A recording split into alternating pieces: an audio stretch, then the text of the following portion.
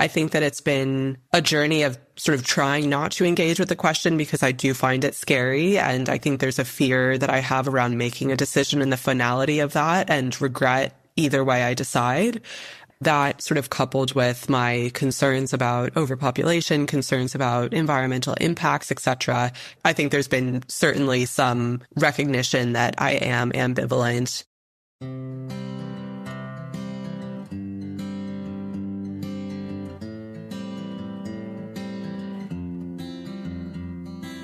That was today's guest, Olivia. Hello, everyone, and thank you for joining me on this journey. My name is Nandita Bajaj, and I'm the host of Beyond Pronatalism, Finding Fulfillment with or Without Kids, an interview series in which, through intimate conversations with women and men from diverse backgrounds, I explore how they are courageously and creatively navigating pronatalism, the often unspoken pressures to have children, whether from family, friends, or the culture at large.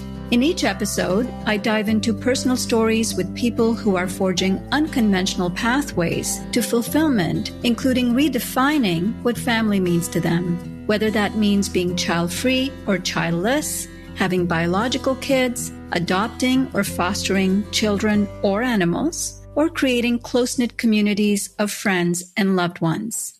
Hi, Olivia, and welcome to the show. It is so wonderful to have you with me today. Thank you so much for having me. It's a pleasure to be here. And Olivia, I was really pleased to read the story that you sent me, and one that isn't allowed a lot of space in culture, which is a story of ambivalence. Someone still trying to figure out whether or not to have a biological child. I'm really excited to dig deeper with you about that. So to begin, could you please share a little bit about yourself to introduce yourself to the listeners? So I currently live in Connecticut. My husband is Australian and we met in Sydney. And so I've got kind of half my life in Sydney, half my life in Connecticut. Spent about 11 years living in Sydney and now I'm based in Connecticut. And we're sort of figuring out a couple international logistics given visas and green cards and citizenship. I'm in my early 30s and I work for a nonprofit and I work out of the Connecticut area. Amazing. And before we get into your personal story, I'd love to hear about your general upbringing and how pronatalism showed up, both within your cultural setting, but also within your own personal family life. So I would start by saying I feel quite lucky in that I've never experienced from those close to me overt pronatalism pressures, but I very much recognize that those pressures do exist in a much more subtle way.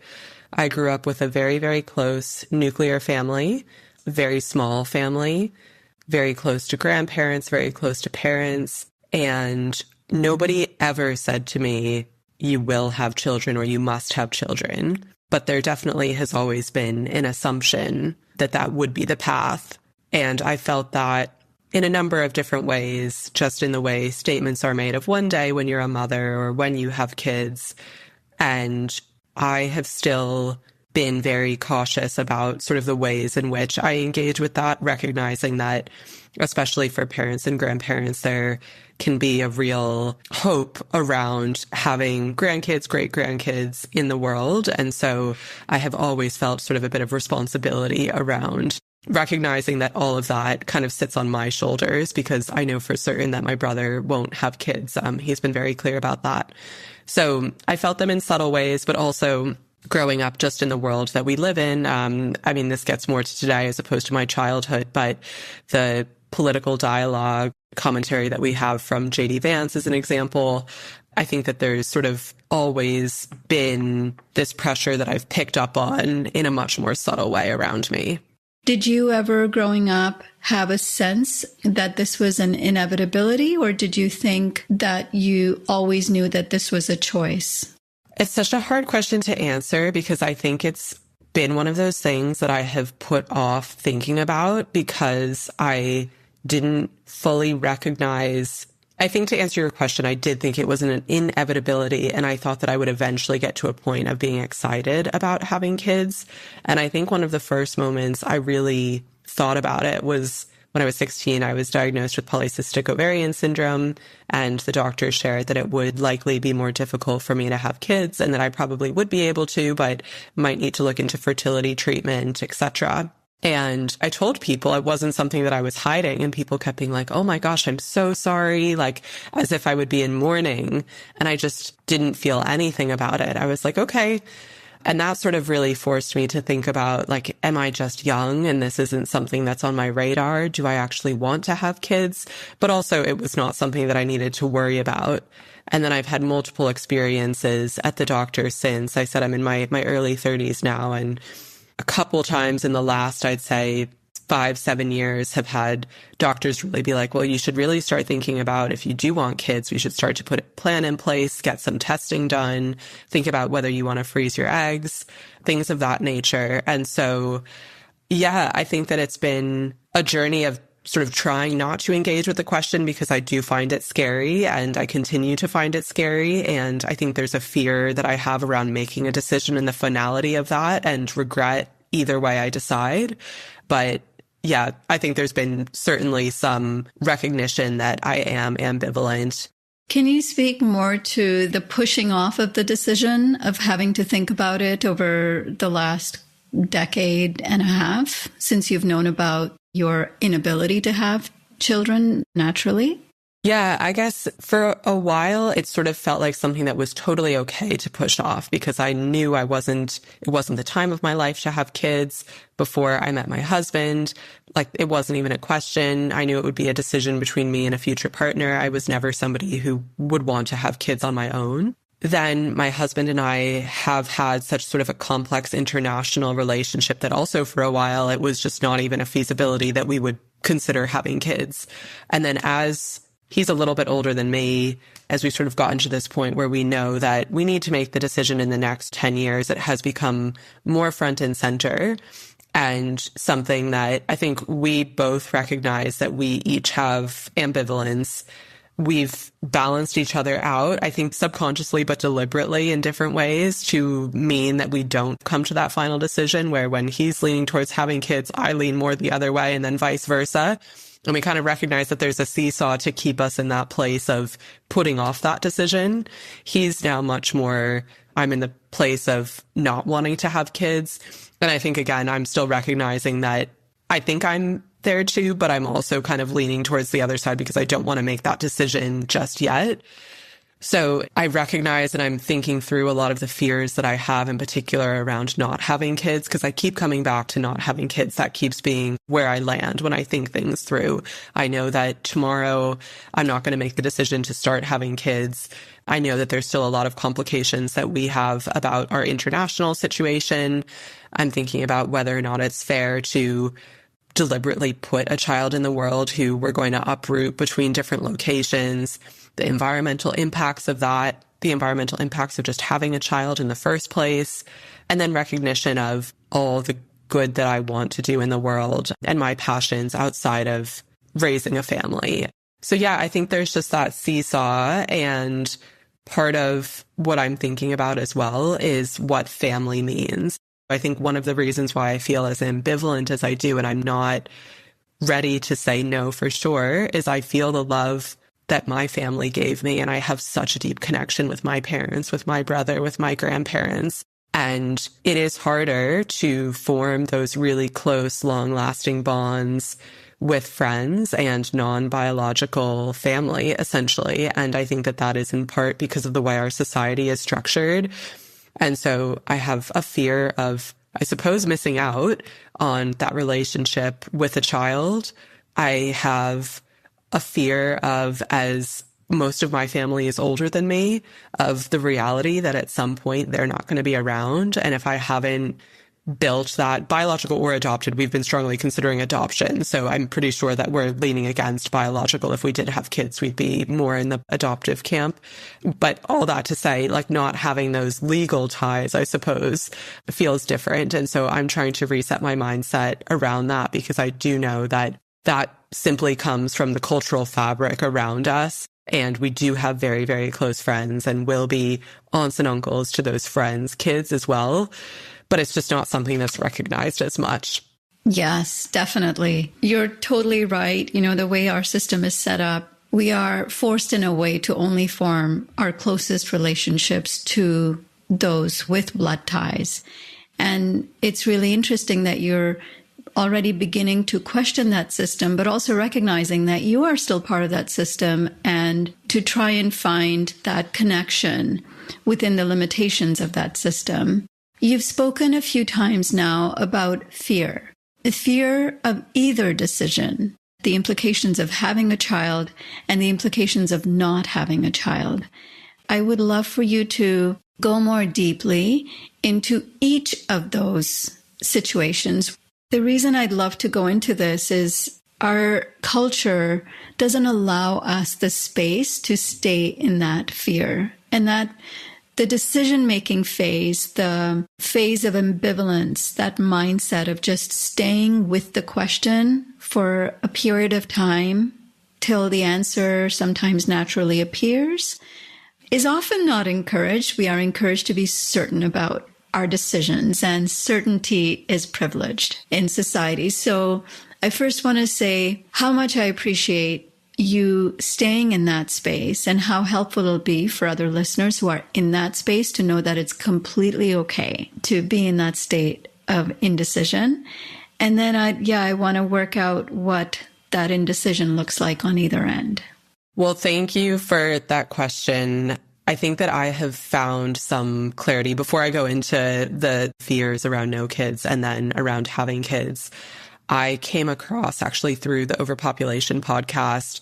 One of your guests mentioned Ann Davidson and her work, and I've read her article in Vox around helping individuals to decide whether or not to have kids. And one of the frameworks that she uses is around separating your want from your decision and really thinking about what do you want and then recognizing that that might not ultimately be what your decision is. And I'm still figuring out the nuances of my wants because I'm not quite able to untangle them completely. But I think recognizing that I can think about that and then still come to a decision that may or may not align with that, I think has been a little bit freeing for me in how I think about this. But in terms of the assumptions and fears around having no kids, so I think this is coming more and more to life for me as people around me are starting to have kids. And I think that I will end up with quite a few really close figures in my life who don't have kids. It's a little bit kind of too soon to say because I do know quite a few people who are on the fence as well. But that being said, the majority, as I think most people can probably identify with, will end up having kids or really, really want to have kids. And so are really kind of strongly pursuing that path. I have a fear of, I guess, what that means for those relationships around me as people kind of bed down deeper into their nuclear families, and what that means for relationships that aren't tied by blood, I suppose. I think my biggest fears are not really around the near term, though. I am very happy with my life as it is. I am very confident in the relationships that I have. And although I know some things might change, I do believe that I've got those strong relationships that are going to last even as lives evolve and change. But when I kind of zoom forward into the future, again, I mentioned that I've got a really small family and most of my family is older. I don't have anybody on my side of the family who is going to have kids. Essentially, everybody who I'm close with is older. And so there will be a point in time when they're no longer around. All of my holidays at the moment are spent with that nuclear family. They are some of the most important people in the world to me. And so I guess there's a fear of, obviously this is tied up with losing them as well, but then who am I when they're not here? And then I haven't built kind of that next generation as well. So that's a really, really big piece of it. And I feel pretty confident that if I had more siblings who had kids, I would not be in this space of ambivalence. I think I would have made the decision to not have kids and been comfortable knowing that I would have lots of kids in my life. On my husband's side, we do have some nieces and nephews who we're very close to. They're in Australia, and our lives are back and forth between the two, so they will be a big part of our lives. We also have some really close friends with kids who are deeply embedded in our lives as well. But I just have this fear that it's not going to be the same and that I'm going to be missing out on something. And I think about like Christmas mornings and things like that. If I zoom out 30 years in the future, I think there's also the fear of when we are much older and have had people leave the earth around us and don't have the kids who are tied to us. I can rationally say that, firstly, you never know what your relationship with your kids are going to be. You never know where they're going to be located. You never know how often they'll visit. And so I can rationally say that, but I still have, I suppose, that fear of being older and alone. And then I think not fear for myself, but digging a little bit deeper into expectations of others. My grandmother will never say it to me. My mom will never say it to me, but I know they will be really disappointed not to have grandkids and great grandkids. And again, I know that this needs to be my decision for me, but I feel a deep sense of sadness that I might not be able to provide that for them. And I know that will be kind of a grief process that they go through as well. And so I think part of this ambivalence is recognizing the impact that it will have on other people around me as well. Well, I'm really appreciative of how thoughtful you are of how our decisions are sometimes not just ours, but they impact other people as well. And vice versa, when it comes to pronatalism, you can see that the burden that the women especially feel, because it's not just about their particular wants, but you also have to think about the wants of those around you who depend on you to produce the kids and the grandkids and the great-grandkids. I think it's really good to recognize the complexity of these decisions without making that decision to serve some of those goals, because it's a pretty big decision to make to force somebody else. But you're very clear that you're not doing that. You're just being very thoughtful about all of the different stakeholders, emotional stakeholders in the process. Yes, absolutely. And where is your husband at with all of this? What are his fears and aspirations? So he is feeling pretty confident he doesn't want to have kids. If I were to come around and say, I really, really want them, he would get on board. Obviously, I'm not in that position. He also loves our life the way that it is. He feels fulfilled with the kids that are in our lives. Again, we've got some nieces and nephews from his siblings.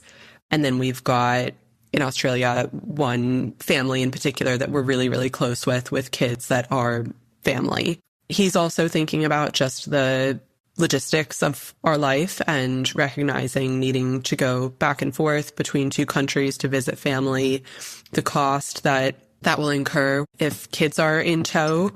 And then also from an environmental perspective, where we feel a deep sense of regret in some ways that our relationship means we need to travel internationally as much as we do, and a recognition of the footprint that has and some sense of guilt around that. We've made other choices in our life that make us feel a little bit better about that, but ultimately recognize that that's not ideal, and making the choice to involve kids in that continues to prolong the generations that will need to make that journey in order to see everybody who they love. So I think that's something else that he's thinking about. And fundamentally, where he's at is just feeling really happy with life the way it is. And he doesn't feel the same sense of worry about the future that I do. I think it comes partially down to him being just a very practical, realistic, rational person. And he worries about what's in front of him and not the future. And then also just,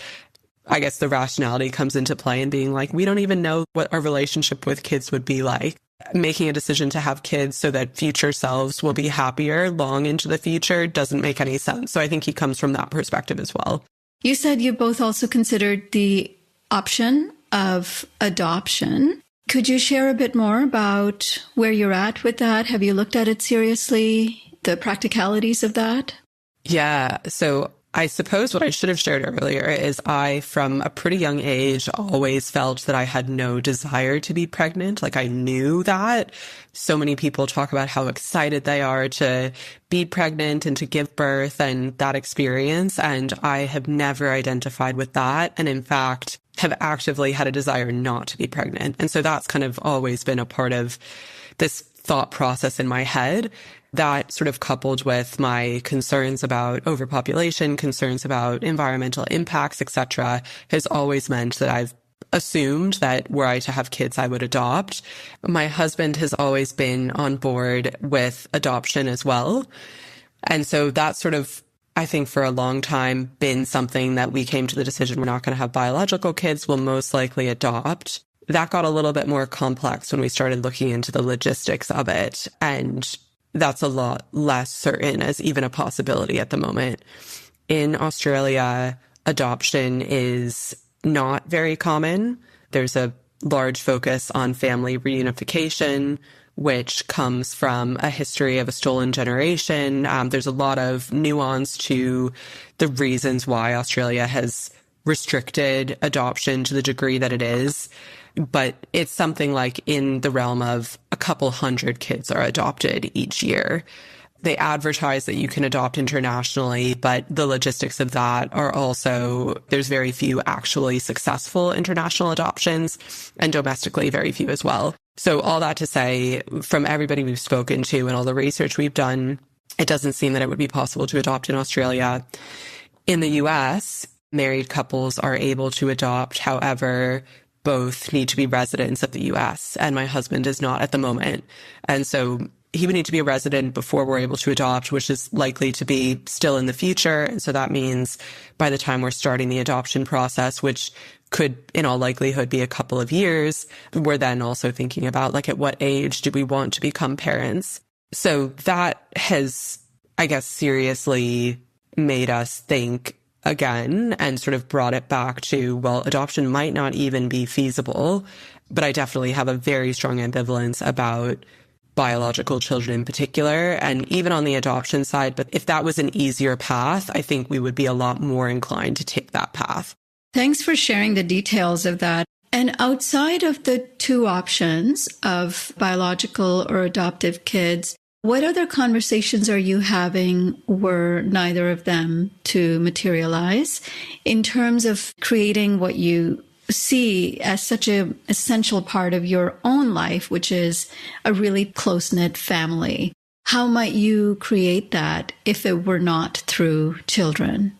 Yeah, it's funny because I don't know that we need to do much differently. And this is sort of what my husband keeps bringing me back to as well. We've already got these relationships in our life. And I think if we do end up coming to the decision of not having kids, just that mindset shift of recognizing that all of these different young people in our lives are family and that it's okay to view them that way, and that we already have spent holidays with family who are not blood related to us, and just changing the way in which we view that. So I don't see it as there being a lot more that we need to do to cultivate relationships. We already have them. It's just that mindset shift of what those relationships will look like into the future, and the fact that they are family and that those are the people who we will be continuing to have the relationships with into our 80s. And I think in some ways, we're quite lucky because in Sydney in particular, a lot of our friends are from overseas all around the world. And so a lot of people have had quite a bit of separation from their families and have started families far from their biological family. And so I would say the kind of community that we're a part of in Sydney in particular is different than the community that I've been a part of in the US, where people do have migrated back to where their biological families are to a large degree, or are just not that far from them, never settled that far from them to begin with. So I think there's a lot more openness in our community in Sydney around building those ties and seeing that broader community as your family. That's really good to hear that you don't think you'd have to do a whole lot differently to cultivate those relationships. And you've talked about the relationship you have with your nieces and nephews and the children of your friends. I think that's really cool that you're already in that place, and that one of the options wherever you land might be to deepen those relationships. Yeah, I love that mindset. And my friends and I have had sort of a long-standing, it's been a joke, but who knows whether it might end up happening, that we're all going to move onto a farm together one day and live in a community. And there's that real sense of nostalgia, I think, for a lot of people, of the loss of connection. And we sort of think back to our college days and what it was like to have people who were right next door and where you didn't have to make that plan to get lunch or to see someone. And so that sort of reminds me of that. I think it goes back to that longing for community and the sense of loneliness that we can feel in our little isolated bubbles. I also wanted to mention my little rescue dog, who we always have these conversations about kids referring to human children. And I do feel like I have my little non-human child who is so important to me and is a part of that family. And that's something also that I think people recognize, the love between humans and dogs and cats. However, there is a sense of, well, human children are going to bring that fulfillment that non-human animal won't. And so that's an interesting conversation to navigate as well. And I suppose the other piece of this is that our dog isn't able to travel back and forth between Australia and the US. And so as we think sort of about the future and the family that we have, we need to be really thoughtful about the fact that any non-human animals are not able to travel unless they quarantine, and there's a huge amount of money that goes into that. And so that's always been something that's been frustrating. There's reasons for it, but also just thinking about the way in which we prioritize human families and the barriers that there are to keeping a non-human family together. And there's many, many examples of that, but this is the one that's most relevant in my life. Yeah, I appreciate that you brought that up. Including non-humans within our family makeup is blowing open the doors on the definition of family and kinship. Is there anything else you'd like to share? Any advice you have for our listeners? I suppose I would say it's been liberating to be open about these conversations with friends. These aren't conversations that I've had with my nuclear family as much, because I know that there's a lot of expectations and grief that will come depending where we ultimately align. So I avoid those conversations, and I can't do that for much longer. But with other people who are close to me, I've been very upfront and have had some really deep and meaningful conversations, and have been really surprised to learn about how many people wrestle with similar decisions. And a lot of people end up making the decision to have kids just because that is the path of least resistance. But that doesn't mean that a lot of people aren't having these thoughts. And so being able to be open with people and see how receptive people are, even if they're not on the same path, has been really wonderful. And I know that that is coming from a place of privilege to be able to have those conversations. I do have a lot of choice and freedom in my life, but there was a long time where I sort of kept all of this to myself and didn't talk about it with other people because it just felt like it wasn't a conversation that was appropriate or would be understood. And so I would just encourage people, if you do have people who are close and non-judgmental in your life, to have these conversations, because you might be surprised to find other people having similar thoughts or simply being receptive and understanding. And it can be really helpful to explain your perspective to others, because I think once people start to see the systems that we're in, it can be a lot easier to understand those who kind of go against the grain. Yes, that's fantastic advice. I love what you said about, once you begin to recognize the systems, you can more easily see past them, and you can be a little more liberated in making that decision for yourself. The state of mind that you're in and how thoughtfully you're thinking through all of this is a real source of inspiration for me, and I know it will be for listeners. I wish that so many more people had that time and thoughtfulness to stay in this state of ambivalence. I think we underrate this state. It's, I think, a really important state. Often we are met with people very quickly wanting to give advice if you show any state of indecision to help you make a decision. And I think your example is a good one, is also for listeners to not jump in to give advice. I think it's nice for people to watch for examples of people who are living drastically different or similar lives to their own, and just seek inspiration from that to figure out what is the right pathway for you. Thank you for joining me today. It has been a brilliant conversation. Thank you so much for having me. It's been a wonderful conversation. That's all for today's episode. Thank you so much for listening. What did you think of this episode? Do you have your own story you'd like to share? Check out the show notes to see how you can get in touch with me. Whether you'd like to share feedback about the show or a particular episode, or whether you'd like to join me on the show to share your own story, I'd love to hear from you. Thank you so much again for joining me today as we collectively discover and celebrate the many different pathways to fulfillment beyond pronatalism. Beyond Pronatalism is brought to you by Population Balance, the only nonprofit organization advancing ecological and reproductive justice by confronting pronatalism. This podcast is produced and hosted by me, Nandita Bajaj, with the support of my production team, Josh Wild, Elizabeth Strunk, Alan Ware, and Kirsten Stade.